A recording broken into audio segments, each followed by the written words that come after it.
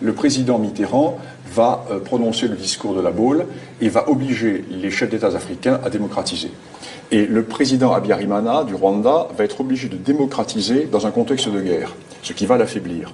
Ce qui fait que, démocratisant, les vieux clivages internes au Rwanda vont se réveiller entre Hutus, Hutus du Nord, Hutus du Sud, et ces Hutus du Sud vont profiter de cette guerre pour prendre appui sur leurs ennemis du FPR, pour renverser le général Habyarimana, pensant qu'ils allaient, à la fin du processus, tirer les marrons du feu, parce que le processus va se terminer par des élections.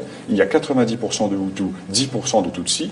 Même si les Tutsis minoritaires ont une armée puissante, le jour des élections, ils ne pèseront que 10%. Et même si les Hutus sont divisés en deux camps, 2 fois 45% divisé par deux, ça fait toujours plus que 10% de Tutsis. Donc ils pensent qu'ils vont tirer les marrons du feu. Ce sont les Hutus dits modérés qui vont s'allier aux Tutsis pour déséquilibrer Habyarimana et pour prendre le pouvoir.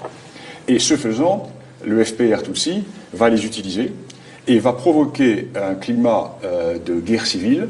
Nous savons maintenant que tous les attentats qui ont été commis pendant la période 1991-1993 et qui vont exacerber les tensions raciales viennent non pas du camp du président Habyarimana, mais du camp du FPR. Ceci était parfaitement établi devant le TPIR. Et le FPR, c'est-à-dire le Front patriotique rwandais, l'actuel régime qui est au pouvoir à Kigali, pratique la stratégie de la terreur. La stratégie de la terreur afin de détruire complètement le corps social rwandais de façon à ce qu'il n'y ait qu'un fruit mûr à cueillir.